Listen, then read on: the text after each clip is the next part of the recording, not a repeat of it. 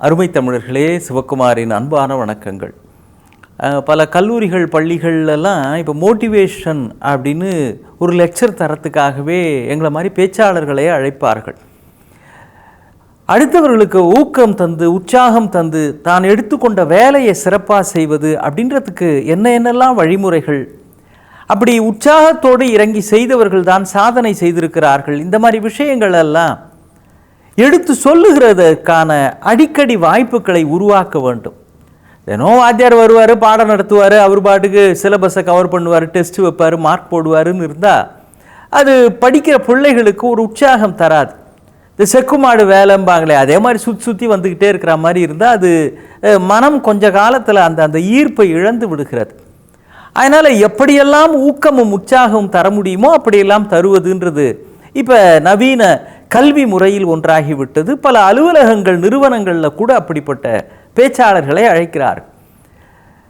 என்னுடைய நண்பர் ஒருத்தர் தான் போயிட்டு வந்திருக்கிறாரு. அப்புறம் ஒரு மாத காலம் கழித்து அந்த கல்லூரியில் போய் கேட்டிருக்கிறார், என்ன சார் பசங்க எப்படி இருக்கிறாங்கன்னு. சார் நீங்கள் வந்து பேசிட்டு போன பிறகு பிரமாதமாயிட்டாங்க சார், பசங்க எந்த வாழ்த்தனமும் பண்ணுறதில்ல அப்படின்னு. அப்படிங்களா? ஆமாம் சார், ஆமாம் சார். அவ்வளவு திருந்திட்டாங்களான்னு கேட்டிருக்கிறார். ஆமாம் சார். சரி, எவனாவது 1-2 பையன் கொஞ்சம் அப்படி இப்படி ஏதாவது வாழ்த்தனம் பண்ணுவானேன்னு அவர் சொல்லியிருக்கிறாரு. உண்மைதான் சார், அது மாதிரி எவனாவது ஒரு பையன் வாழ்த்தனம் பண்ணான்னா நான் அவனை கூப்பிட்டு, டேய் திரும்ப இதே மாதிரி நீ பண்ணின்னா அன்றைக்கி வந்தாரே ஒருத்தர், அவரை கூப்பிட்டு மறுபடியும் உனக்கு பேச வைப்பேன், எது தேவலாம் நீயே முடிவு பண்ணிக்க அப்படின்னு சொல்லுவேன் சார். அவன் உங்களுக்கு பயந்துக்கிட்டு தான் வாழ்த்தனத்தெல்லாம் நிறுத்திட்டான் சார் அப்படின்றார். சில பேச்சுக்கு அந்த மாதிரி எஃபெக்ட் கூட உண்டு. பேச்சு அவ்வளவு பவர்ஃபுல்லாக பயமுறுத்தி மாற்றிடுது. ஆனால் உண்மையிலேயே வெற்றி என்பது எதனால் வருகிறது? ஊக்கம் என்பதும் உற்சாகம் என்பதும் சாதனை என்பதும் எப்படி வருகிறது? ஒரு மோட்டிவேஷனல் ஸ்பீக்கர் ஒருத்தர் தான் கையில் ஒரு 100 ரூபாயை எடுத்து ஒரு மேடையில் பேசுகிறார். எழுத்தாப்பில் மாணவர்கள்லாம் இருக்கிறாங்க. இந்த 100 ரூபாய் யாருக்கு வேணும் அப்படின்னு கேட்குறார். கூட்டத்தில் நிறைய பசங்க எனக்கு வேணும் எனக்கு வேணும் அப்படின்னு கையை தூக்குறாங்க. திரும்பவும் அவர் ஒரு நிமிஷம் பேசாமல் இருந்துட்டு, இப்போ இந்த 100 ரூபாய் யாருக்கு வேணும் அப்படின்னு மறுபடியும் அதை தூக்கி காட்டுறார். எனக்கு கொடுங்க எனக்கு கொடுங்க அப்படின்னு அங்கிருந்தே கையை உயர்த்துகிறார்கள், குரல் எழுப்பி கேட்கிறார்கள். இப்போ சொல்லுங்க, யாருக்கு இந்த 100 ரூபாய் வேணும், யார் இதை வாங்கிக்க போறீங்க அப்படின்னார். டக்குன்னு ஒரு பையன் அங்கேருந்து எந்திரிச்சு இவர் பக்கத்தில் வந்து கொடுங்க சார் அப்படின்னா, இந்தா அப்படின்னு கையில் கொடுத்தார். அவன் போய் உக்காந்துட்டான். இப்போ எல்லாரையும் பார்த்து அவர் கேள்வி கேட்குறார். நான் யாருக்கு வேணும்னு கேட்டேன், எல்லாரும் வேணும்னு நீங்கள், ஆனால் யாருக்கு கிடைச்சிது? ஒரு பையனுக்கு தான் கிடைச்சிது. எதனால் கிடைச்சிது அப்படின்னார். சார் அவன் உங்கள் பக்கத்தில் வந்தான், கேட்டான், கொடுத்துட்டீங்கன்னு. அவர் சொன்னார், அதுதான் முக்கியம். எனக்கு வேணும் எனக்கு வேணும் அப்படின்னு ஆசை உள்ளுக்குள்ளே உங்களுக்கு எல்லோருக்குமே இருந்தது. ஆனால் நீங்கள் அங்கேயே அமர்ந்து கொண்டு அதை சொல்லி கொண்டிருந்தீர்கள், ஆசைப்பட்டு கொண்டிருந்தீர்கள். உங்களேயே ஒரு பையன் ஒருத்தன் அங்கிருந்து ஆசைப்பட்டா மட்டும் போதாது, அதுக்காக காரியத்திலையும் இறங்கணும்னு அங்கிருந்து வந்து பக்கத்தில் நின்றான். அவனுக்கு கொடுத்துட்டேன், கிடைச்சிது. அவனுக்கு ஒரு காரியத்தை செய்து முடிக்க வேண்டும்ன்ற திட்டம் இருந்தால் மட்டும் போதாது, விருப்பம் இருந்தால் மட்டும் போதாது. அதற்காக எது வழிமுறைன்னு தெரிஞ்சிருக்கணும். அதை எவ்வளவு சீக்கிரம் செயல்படுத்துவதோ அவ்வளவு சீக்கிரம் அதை செயல்படுத்தணும். ஒரு பிச்சைக்காரர் ஒருத்தர், அவருக்கு லாட்ரி சீட்டில் முதல் பரிசு 1 லட்சம் ரூபா ஊந்துருச்சு. உடனே எல்லாம் போய், என்னங்க பிச்சைக்காரருக்கு அதிர்ஷ்டம் அடிச்சிருக்குது, 1 லட்சம் ரூபா ஊந்துருக்குதே, இதை என்ன பண்ண போகிறீங்க அப்படின்னு கேட்குறான். அவர் சொன்னார், நான் என்னங்க பண்ணுறது, இந்த திருவோடு கையில் வச்சுருக்கிறேனே, இது பழசாக போச்சு, அதனால் புதுசாக தங்கத்தில் ஒன்று பண்ணிக்கலாம்னு இருக்கிறேன் அப்படின்னு இருக்கிறார். எப்படி 1 லட்சம் ரூபா விழுந்தா கூட பிச்சை எடுக்கிற புத்தின்றது போக மாட்டேங்குது. திருவோட தங்கத்தில் பண்ணிக்கிட்டு பிச்சை எடுக்கணும்னு தான் தோணுதே தவிர அதிலிருந்து வெளில வர முடியல.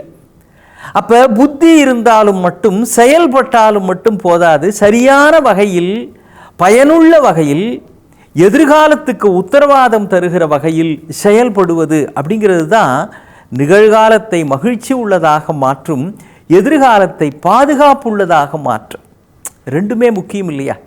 இந்த குழந்தைய தங்கமேனு கொஞ்சம், அதுக்கு என்ன விளக்கம்னா, தங்கம் நம்மக்கிட்ட இப்போ ஒரு நகை இருக்குது அப்படின்னு, கழுத்தில் செயின் இருக்குதுன்னா அது போட்டுக்கிறதுக்கு மகிழ்ச்சி. ஆனால் அந்த ஒரு வருஷ காலம் கழித்து அவசரமாக ஏதாவது ஒன்று தேவை அப்படின்னா இந்த சங்கிலியை விற்று அந்த பணத்தை மீண்டும் பெற்று அதை அந்த தேவையை நிறைவேற்றி கொள்ளலாம். அப்போ நிகழ்காலத்தில் மகிழ்ச்சியை தருகிறது, எதிர்காலத்திற்கு ஒரு பாதுகாப்பையும் தருகிறது. குழந்தை அப்படிதான். இப்போதை நாம் கொஞ்சுகிறோம் மகிழ்ச்சி, எதிர்காலத்தில் அவன் வளர்ந்து பெரியவனாகி நமக்கு பார்த்து கொள்ளுவான் அப்படிங்கிற பாதுகாப்பு. அப்ப செயல்படுவது என்பதும் அப்படித்தான். தங்கமான திட்டமாக இருக்க வேண்டும். எதிர்காலத்தில் பாதுகாப்பு நம்மோடு தங்கும்படியானதாகவும் அது இருக்க வேண்டும். ஸ்காட்லாந்து ஒரு நாடு நீங்கள் கேள்விப்பட்டிருப்பீங்க. அந்த நாட்டில் பல பேர் புழங்குகிற ஒரு பொதுவான இடத்துல ஒரு மாவீரன் அவன் பக்கத்தில் ஒரு சிங்கம் நிற்பது மாதிரி ஒரு சிலை ஒன்று உண்டு. அது உலக புகழ் பெற்ற சிலைகளில் அதுவும் ஒன்று. இப்போ நம்ம சென்னையில் கூட பொது இடங்களில் எல்லா ஊர்களையும் தலைவர்களுக்கெல்லாம் சிலை வைக்கிறோமே, அது மாதிரி அந்த மாவீரனும் சிங்கமும் நிற்கிற அந்த சிலையை அந்த நாட்டில் பல இடங்களில் பார்க்கலாம். அந்த நாட்டை ஆண்ட ராஜா ஒருத்தன், அவனுக்கு ஞாயிற்றுக்கிழமையான என்ன வேலை அப்படின்னா, அந்த நாட்டில் ஒரு பெரிய அரங்கம் ஒன்று இருக்கிறது, திறந்த வெளி அரங்கம், ஓப்பன் ஆடிட்டோரியம். அதில் 2 நாள் சாப்பிடாத ஒரு சிங்கம் அதை கட்ட விழுத்து விட்டுருவான். அந்த சிங்கத்துக்குன்னு அவங்ககிட்ட சிறையில் இருக்கிற கைதி அல்லது அடிமை யாராவது ஒருத்தர அந்த திறந்த வெளியில் ஓட விடுவான். 2 நாள் பசியோடு இருக்கிற சிங்கத்துக்கு முன்னால் இப்படி ஒரு ஆள் ஓனான்னா என்ன ஆகும்? அது பாஞ்சு கடிச்சு கொதறி அது திங்குற அந்த காட்சியை ஒரு ஆயிரக்கணக்கான பேர் பார்த்து ஆஹா ஆகான்னு கைதட்டி ரசித்து சிரிப்பாங்க. அந்த மாதிரியான வீர விளையாட்டுலாம் ஒரு காலத்தில் நடந்திருக்கு. கொடூரமான விளையாட்டு. இன்னி கூட ஒரு மாடு ஒன்று நீங்கள் பார்த்துருக்கலாம்.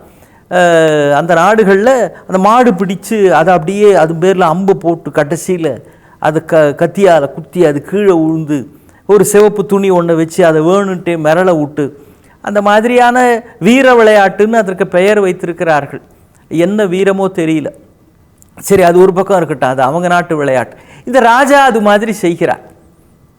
இந்த சிங்கம் அப்படியே பாஞ்சு இவனை கடிச்சு கொதறி திங்க போகுது, அதை பார்க்கலாம்னு எல்லாரும் காத்திருக்கிறப்போ அந்த சிங்கம் அருகிலே வந்தது. அவன் காலடியிலே அப்படியே குழைந்து போய் அமர்ந்து விட்டது. இந்த ராஜாவுக்கு ஒன்றும் புரியல. சுற்றி இருக்கிறவங்களாம் அப்படியே ஒரு வினாடி அமைதியாயிட்டாங்க. என்னடா நடக்குது? இது ஏதோ அவன் வளர்க்குற நாய்க்குட்டி மாதிரிலாம் அவன் காலடியில் உக்காருது, இத்தனைக்கு 2 நாள் அது பசியோடு இருக்குதுன்னு. அவன் சொன்னால், அது ஒன்றும் இல்லை ராஜா, இதுக்கு முன்னால் நான் காட்டு வழியாக போய்கிட்டு இருந்தேன். அப்போ இந்த சிங்கம் காலில் அடிபட்டு இருந்தது. அதுக்கு நான் தான் அங்கேருந்து சில மூலிகை இலைகள்லாம் பறித்து அதுக்கு சாறு புழிஞ்சி அதனுடைய காயத்துக்கு வைத்தியம் பார்த்தேன். அந்த காயம் சரியாகிற வரைக்கும் தினந்தோறும் நான் அந்த வழியாக போய் அந்த சிங்கத்துக்கு வைத்தியம் பார்த்தேன். அந்த காயம் சரியாகி விட்டது. அந்த சிங்கம் தான் இது நீங்கள் பிடிச்சி இங்கே வச்சுருக்கிறீங்க. என் பேரில் ரொம்ப பிரியம், அதுக்கு நன்றி உணர்ச்சியோடு அன்போடு அது என்னை அடையாளம் கண்டு கொண்ட காரணத்தினால தான் என் காலடியிலே அமர்ந்திருக்கிறதுன்னா. இந்த ராஜா அப்படியே அசந்து போயிட்டான். இப்படி கூட சிங்கத்துக்கு ஒரு அன்பை உணர்ந்து கொள்ளுகிற மனம் இருக்கிறதா? ஒரு சிங்கம் உன்னிடத்தில் காட்டுகிற அன்பு எவ்வளவு உயர்ந்தது! நான் என்ன செய்யணும்ப்பா, உனக்கு என்ன செய்யணும், உன்னை உடனே விடுதலை பண்ணட்டமான்னு கேட்டான். அவன் சொன்னான், அந்த அடிமை, இல்லை ராஜா, என்ன விடுதலை பண்ணுறது இருக்கட்டும், இந்த சிங்கம் 2 நாளாக சாப்பிடல இல்லையா, அதுக்கு முதல்ல சாப்பாடு போட்டு அதை கொண்டு போய் காட்டில் விடுங்க. சிங்கம் இருக்க வேண்டிய இடம் காடு தானே, அதனால் அதை இங்கே கூண்டில் அடைச்சி வைக்காதீங்க, காட்டில் விடுங்கள்னு சொன்னால், உங்கள் இருவரையுமே நான் விடுதலை செய்கிறேன் அப்படின்னு சொல்லி அந்த விளையாட்டையே அந்த அரசன் அதோடு நிறுத்தி விட்டான். உண்மையான அன்பு, பிறருக்காக நீங்கள் செய்கின்ற தொண்டு, இதுதான் செயல்படுவதாகவே இருந்தாலும் கூட வெற்றியையும் தரும். பிற்காலத்தில் வருகிற தலைமுறையெல்லாம் கொண்டாடுகிற அளவிற்கு சிலையாக வைத்தும் அவனுடைய செம்மாந்த செயலை தலைமுறை தலைமுறையாக உலகம் போற்றும். செயல்பட வேண்டும், ஆசைப்பட்டால் போதாது, அந்த செயலும் யாரோ சில பேருக்கு துணை இருப்பதாக அமைய வேண்டும். மீண்டும் சந்திப்போம். வணக்கம். சன் லைஃப் சேனலை சப்ஸ்கிரைப் பண்ணுங்க.